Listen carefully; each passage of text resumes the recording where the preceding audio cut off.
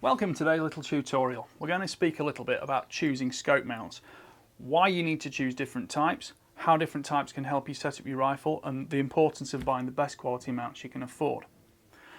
Looking at the types of mounts, you've got the first question has got to be, what type of mounting situation is it? Is it a Picatinny rail, is it a dovetail, or is it a proprietary mount like the Steyr, for example, or a CZ? This Steyr rifle uses independent weaver mounts bolted onto the receiver itself.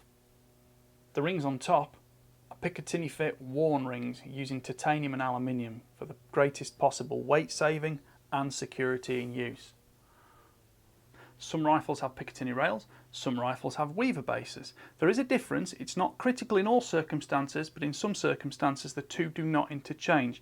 Generally, a weaver base might look like a Picatinny base, but there is often a gap in the centre without the cross slots all the way along, whereas a Picatinny base will have true cross slots continually all the way along, like on this FX air rifle.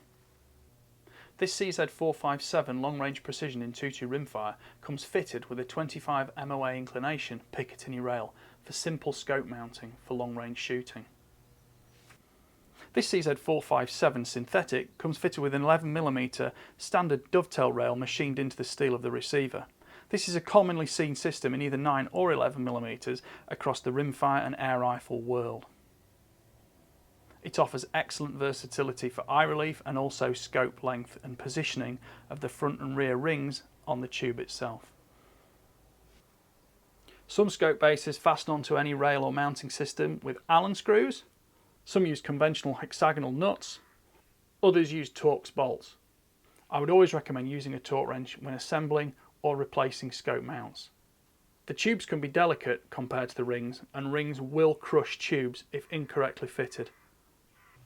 One of the first factors to look at is what is the tube size of the scope you're adding. Is it 1 inch or 25.4mm, 30mm, 34mm, or the less common 35, 36 or 40mm tube sizes? There are even some 25mm older European optics. Tube size is not something you can fiddle with. Although you can sometimes get spacers that will drop a ring size down to a lower one, don't ever try to mount the wrong tube in the wrong rings. It will damage the scope. 30mm tubes are probably the most commonly seen these days, with 1 inch 25.4mm somewhat dying out. 35 is quite rare, 36 is also rare and fairly unique to Zeiss V8 scopes. 40mm is generally unique to IOR or Swarovski DS. This Minox scope is a long-range tactical unit with a 34mm tube, giving the greatest amount of internal space for the erector tube to move, giving windage and elevation versatility. The next factor to consider is the clearance between the objective body of the scope and the barrel itself, and that's not to forget that at the back end you also need to consider the clearance between the bolt handle and the ocular body.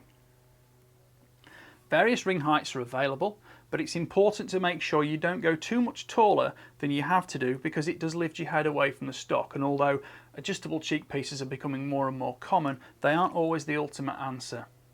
On the other side, people will say an air gap is enough between the scope body and the barrel.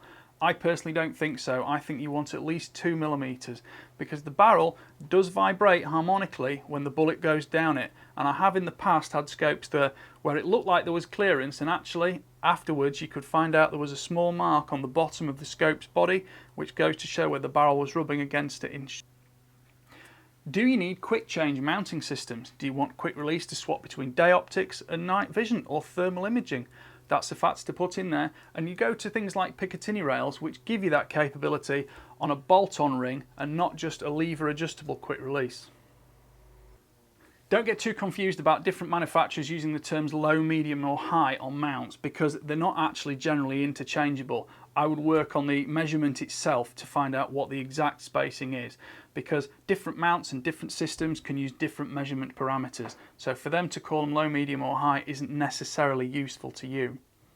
This demonstrates about the minimum clearance you ever want between the objective body and the barrel to allow for harmonics. You can go slightly smaller, but you have to be aware of the possible consequences if there is any intermittent impact, because it does affect your zero.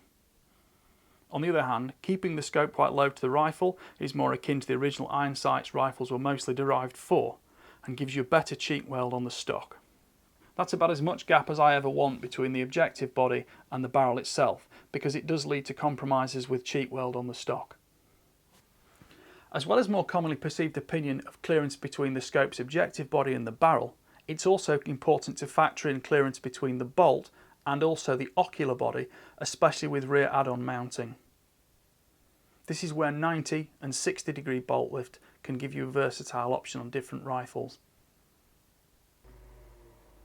Other additions you might think about: do you want additional factors of the rings themselves, perhaps an anti-cant bubble, or do you want one piece or two piece rings?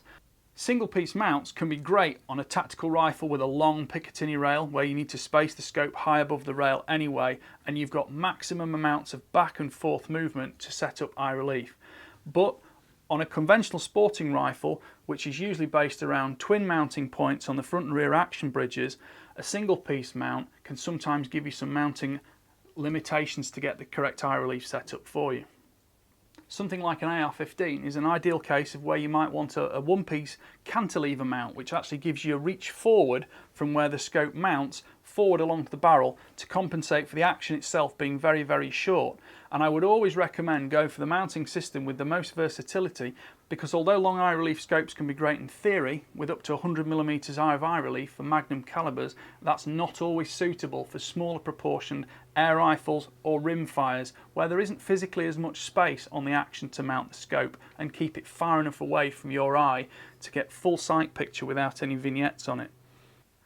Scope rings with 2, 4 or 6 bolts on top all do the same thing.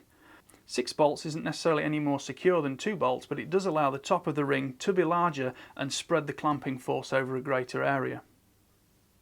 More importantly, for long range precision, you might want to get a mounting system, either an independent one-piece base with inclination built in of say 10 or 20 minutes of angle, or rings like these FX ones that are adjustable front and rear to allow you to cant the scope upward, which effectively makes the barrel point higher like that, giving you more elevation for longer distance shots. FX's no limit Picatinny rings fit this rail and allow independent adjustability of elevation front and rear to maintain the alignment for the tube, unlike shimming, which can bend tubes or leave indentations. Twin screws on the ring itself is not necessarily detrimental on a minimal recoiling rifle. Although a wider 6-screw ring is very secure, it does bring slight mounting compromises because of the availability of tube space to set correct eye relief. It's a factor worth considering.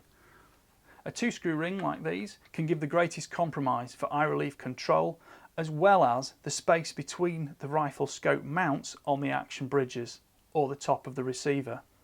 A Picatinny rail does give you perhaps the most versatility, but isn't appropriate in all circumstances, and some rifles do not appreciate having the ejection port blocked. You'll often see Picatinny rails, especially those made for rimfires, to have a central section relieved to allow capable ejection of spent brass. This stops the rail itself being a true Picatinny specification, but that doesn't necessarily diminish capability. What's most important is at the end of the day you don't compromise scope mounting, because during your shooting, during your travel, during the rifle being bumped and moved around in day-to-day use, poor scope mounting is like poor foundations on a house. The house will suffer for it. In terms of buying mounts, I would always spend the most you can afford. Mounts are available in different materials, mainly aluminium or steel, and there are often combinations of steel bolts and steel claws on an aluminium mount. You can even get things like titanium included, but the price obviously hikes because of this. What's most important is that the mounts are accurately made, and when clamped to the rail are not then bending the scope to fit the rail.